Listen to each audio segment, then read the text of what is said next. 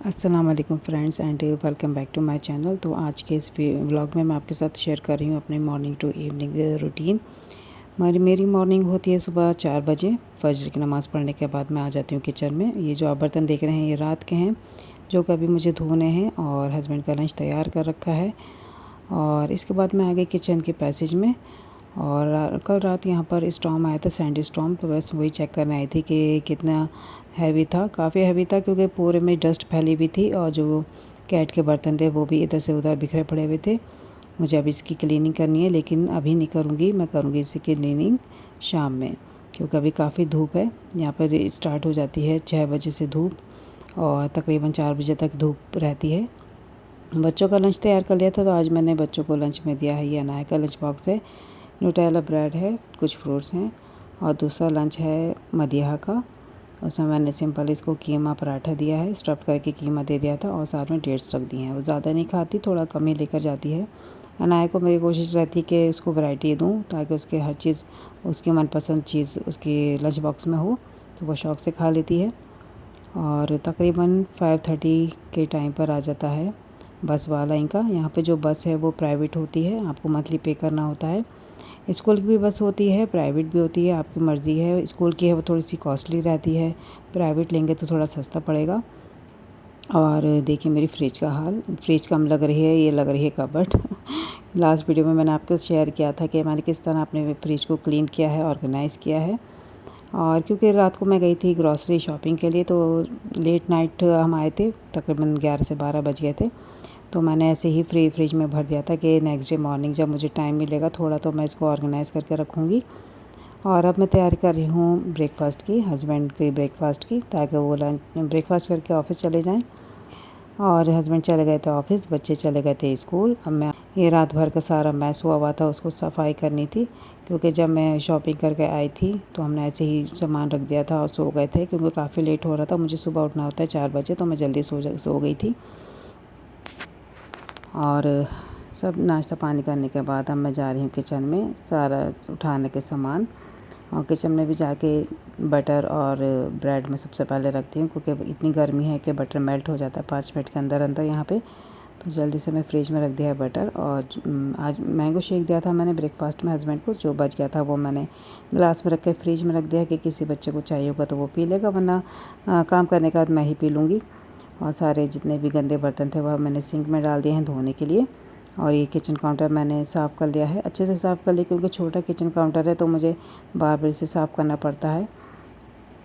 और ये kitchen counter की सफाई करने के बाद फिर मैं गई हॉल में, और वहाँ की मैंने झाड़ू लगाई। फ्रेंड्स, यहाँ जो झाड़ू होती है वो इंडियन ब्रूम नहीं होती, जो इंडिया में हम फूल झाड़ू जो यूज़ करते हैं वो यहाँ पर नहीं मिलती। इस तरह की स्टैंड वाली मिलती है। तो शुरू में तो मुझे बहुत परेशानी हुई इस पर झाड़ू लगाने के। मुझे समझ में नहीं आ रहा था किस तरह झाड़ू लगाया जाए। स्पीड भी बड़ी स्लो हो गई थी झाड़ू लगाने की, और अभी भी बहुत ज़्यादा मुझे परेशानी होती है इस ब्रूम से सफाई करने में।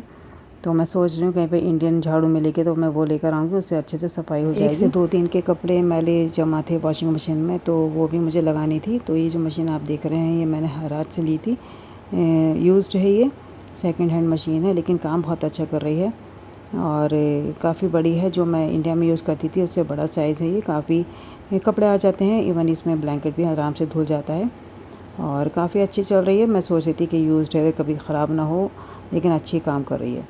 उसके बाद फिर मैंने वॉश बेसिन साफ़ किया। ये डेली बेसिस पे मैं साफ़ करती हूँ। सुबह जब बच्चे स्कूल चले आते हैं तो मेरी क्लीनिंग का ही काम सबसे पहले होता है। उसके बाद मैं सब क्लीन करने के बाद जाती हूँ किचन में। पूरे घर की झाड़ू लगाने के बाद फिर मैंने मॉपिंग की। मॉपिंग ईज़िली कर लेती हूँ मैं, क्योंकि ये जो स्पिनर वाला मॉपिंग स्टैंड है ये मेरे पास इंडिया में भी था, तो वहाँ मैं इस तरह ही जल्दी जल्दी करती थी। झाड़ू लगाने में थोड़ी सी मुझे टाइम लग जाता है, क्योंकि ये जो मैंने आपको बताया कि झाड़ू मेरे हाथों में सेट ही नहीं हो रही, इतने दिन हो गए।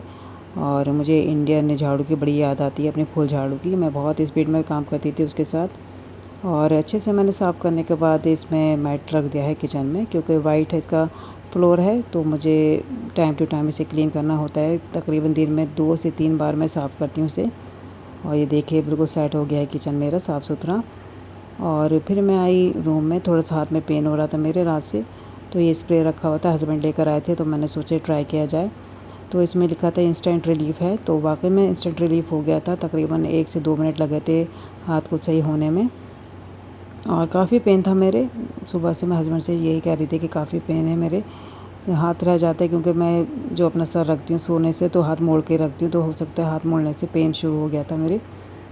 और थोड़ा सा बस रेस्ट करने के बाद फिर मैं आ गई बेडरूम में। थोड़ा क्लीन करना था, थोड़ा सामान फैला हुआ था, उसे मैंने उठा कर रखा, थोड़ा बेड सेट किया, ब्लैंकेट फोल्ड करके रख दिया, क्योंकि जब तक बेड साफ़ ना हो मेरा दिल बेचैन ही रहता है। जब तक बेड साफ़ नहीं होता मेरा दिमाग वहीं रहता है कि बेड साफ़ क्यों नहीं है। तो सबसे पहले मैं बेड साफ़ करती हूँ, अपनी ड्रेसिंग टेबल को साफ़ करती हूँ। जब ये चीज़ें साफ़ रहती हैं तो फिर मैं किचन में जाती हूँ, क्योंकि घर साफ़ सुथरा होता है तो दिमाग भी सुकून से होता है, वरना तो ये बेचैनी रहती है कि ये चीज़ गंदी है, वो फैला हुआ हो रहा है, ये क्लीन नहीं है।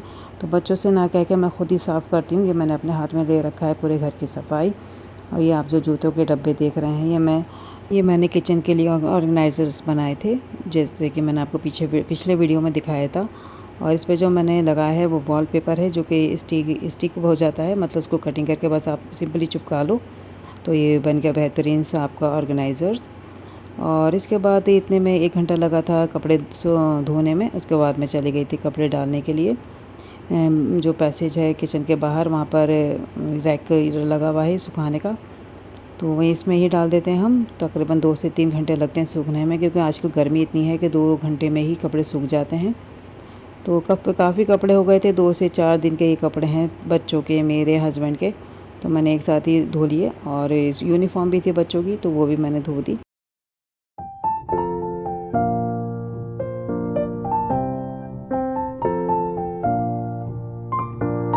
जब हस्बैंड ऑफिस से आए थे तो हम लोग चले गए थे हराज मार्केट, क्योंकि हमें लेना था फर्नीचर घर के लिए।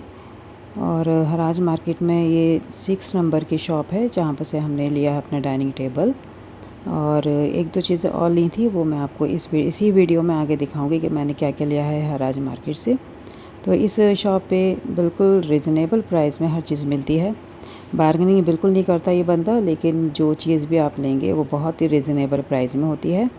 जैसे कि अभी मैं आपको बताती हूँ, मैंने जो डाइनिंग टेबल ली थी वो यहाँ पर हमें मिली 430 में, 430 रियाल में।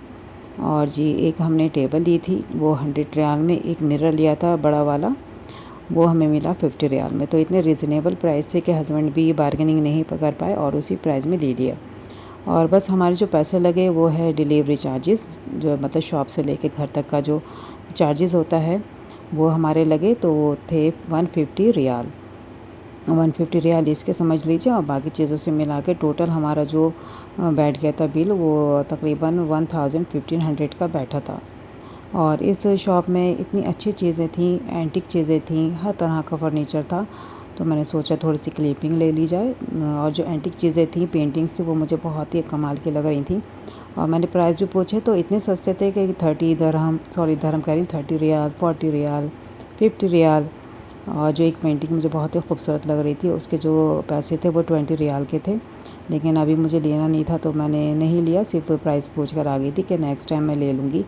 नेक्स्ट टाइम इंशाल्लाह ज़रूर इस शॉप पे जाऊँगी। तो इस शॉप का जो नंबर है वो है 6 और 7। तो अगर आप रियाद में रहते हैं तो ज़रूर एक बार विज़िट कीजिएगा, बहुत अच्छा सामान मिलता है। और यूज्ड है, लेकिन इतना अच्छी कंडीशन में है कि आपको पता ही नहीं चलेगा कि नया है या पुराना।